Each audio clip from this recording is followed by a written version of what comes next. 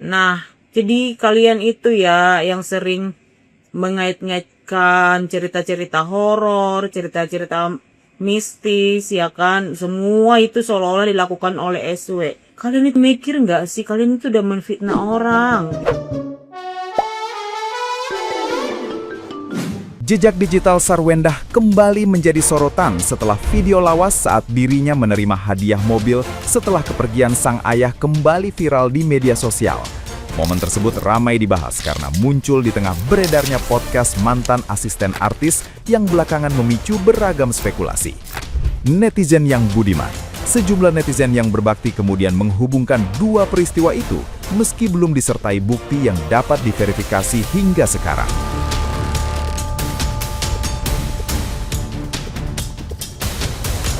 Beragam komentar pun bermunculan dengan berbagai penafsiran terhadap ekspresi Sarwendah dalam video tersebut. Sebagian netizen yang budiman menganggap momen itu menimbulkan tanda tanya, sementara lainnya mengingatkan agar publik tidak terburu-buru menarik kesimpulan dari potongan video lama. Hingga kini, tidak ada bukti yang mengkonfirmasi keterkaitan antara video tersebut dengan berbagai dugaan yang beredar, sehingga seluruh spekulasi itu masih sebatas opini di media sosial.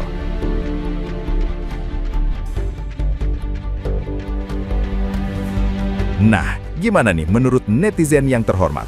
Silakan berkomentar ya. Udah banyak korban, tumbal, terus mau siapa lagi? Metong banyak iye, kaya iye, makin naik lu, makin banyak uang lu. Ini apa ya? Takutnya ya kan berbalik sama diri sendiri gitu loh. Ngeri kali lu. Mau tobat apa sih? Pagi ini tuh aku mendengar berita yang diceritakan oleh mantan ex pembantunya si Ono juga, temannya si Fitri katanya. Si Fitrinya itu tuh lagi sakit, ya, lagi sakit dia setelah membuka Ono ini Ono itu kuncrut, sakit dia. Ya. Terus serem-serem juga sih. Bahkan nih yang temannya si Fitri ini, pembantunya dia juga ini, anaknya sampai meninggoy katanya. Serem banget sih gitu. Kalau aku telah ceritanya itu kok mirip sekali gitu dengan apa yang diceritakan sama si ini mantan suami. Kayaknya berkaitan banget gitu. Nggak boleh dibiarkan ini, ya kan? Seharusnya ini pesugihan-pesugihan seperti ini tuh, seandainya bisa ada bukti, semuanya harus dipenjarakan orang-orang seperti ini. Iya, karena ini meresahkan, menghilangkan nyawa orang secara paksa. Belum saatnya orang meninggoy sudah ditarik nyawanya itu. Ngeri, Inces, ngeri banget itu. Bukan ngeri lagi, itu ngeri banget itu. Coba kalian tonton dulu yang itunya, yang terbarunya dari podcast itu. Cak, lu udah pada nonton belum podcast tentang Gunung Kawi? Itu jadi yang diduga ada artis perempuan yang melakukan pesugihan. Emang sebelum nikah katanya si perempuan ini emang diduga udah sering ke Gunung Kawi sama ibunya. Bahkan katanya dia nikah sama si artis cowok yang lebih terkenal dari dia, dan akhirnya hidup dia menjadi lebih baik ya dari sebelum-sebelumnya. Itu juga hasil dari ritual di Gunung Kawi. Katanya pengen dapat si cowok ini gitu, yang katanya sekarang sih udah cerai ya, udah cerai. Kita udah pada tahu ya siapa itu orang sebenarnya gitu kan, tapi kita nggak bisa sebutin namanya. Dan yang jadi pikiran gue tuh ya kan si Mbak Fitri ini ya, yang pengakuannya di podcast itu, si Mbak Fitri ini keluar kerjanya gara-gara dia ngeliat ada foto dia yang udah disobek di kamar tempat si artis perempuan ini suka melakukan ritual ya.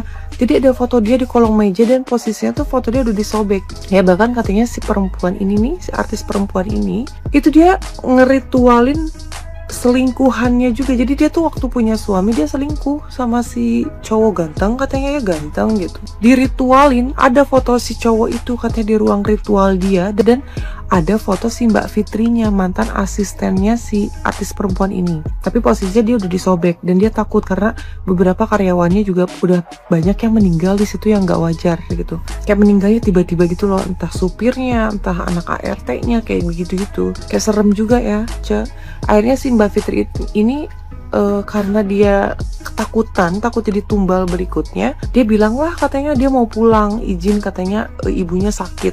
Jadi dia tuh sengaja bajunya nggak dibawain semua, karena kan kalau semua kan ketahuan dia mau nggak akan balik lagi gitu. Jadi sengaja dia pulang cuman bawa beberapa baju, alasannya ibunya tuh sakit.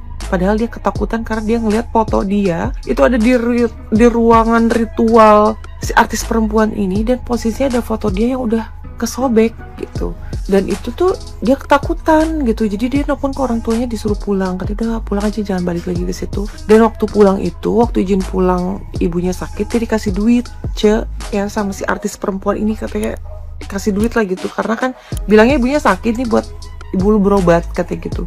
Dan uangnya lu tahu, katanya uangnya dibawa balik ya, karena si Mbak Fitri ini izin pulangnya pakai travel ya. Itu uang katanya ditinggalin di travel di kolong jok. Gue tuh mikir siapa nanti yang nemuin, maksudnya kira-kira siapa orang yang nemuin uang itu gitu ya.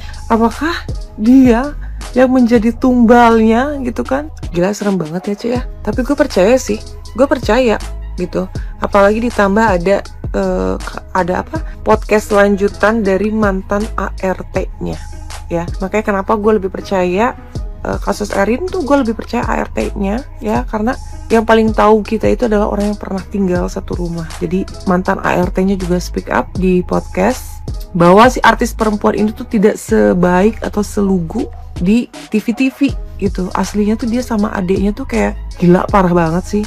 Sampai anaknya meninggal, dia mau kasbon katanya ya, mantan ART si artis cewek ini, dia mau kasbon gak dikasih ya, harus nunggu bapak pulang katanya, nunggu suaminya pulang. Itu pulangnya pagi dan udah minta kasbon, dikasih sama suaminya. Pas uangnya mau ditransferin, dapat kabar anaknya udah meninggal. Gila, itu jahat banget itu orang, kayak iblis ya.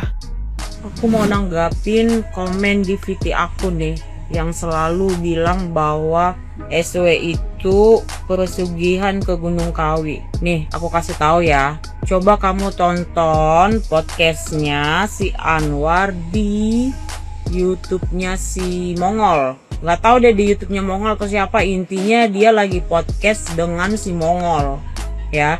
Di situ Anwar menceritakan bagaimana dia pergi ke seorang dukun bersama desainer bestinya si RO, inisialnya I.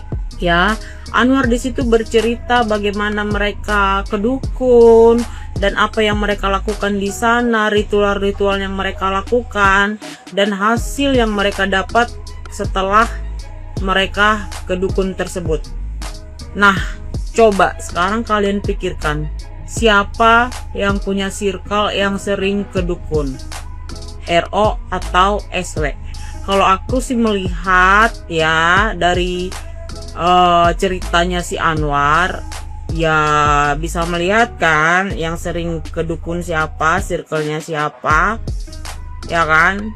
Nah, jadi kalian itu ya yang sering mengait-ngaitkan cerita-cerita horor, cerita-cerita mistis, ya kan, semua itu seolah-olah dilakukan oleh SW. Kalian itu mikir nggak sih, kalian itu udah menfitnah orang, itu nggak ada buktinya. Ada orang di podcast pakai topeng, ya kan, cerita ini itu, terus kalian kaitkan bahwa itu adalah SW, ya kan? Di situ padahal dibilang artis FTP. Kalau FTP itu berarti emang dia itu selalu main FTP. Kalau cuman sekali doang, itu bukan artis FTP. Itu mikir, jangan cuman sekali doang main FTP. Oh, pernah main. Itu juga dia main tuh sama grupnya, emang dibikin film, dibikin FTP. Bukan berarti dia artis FTP.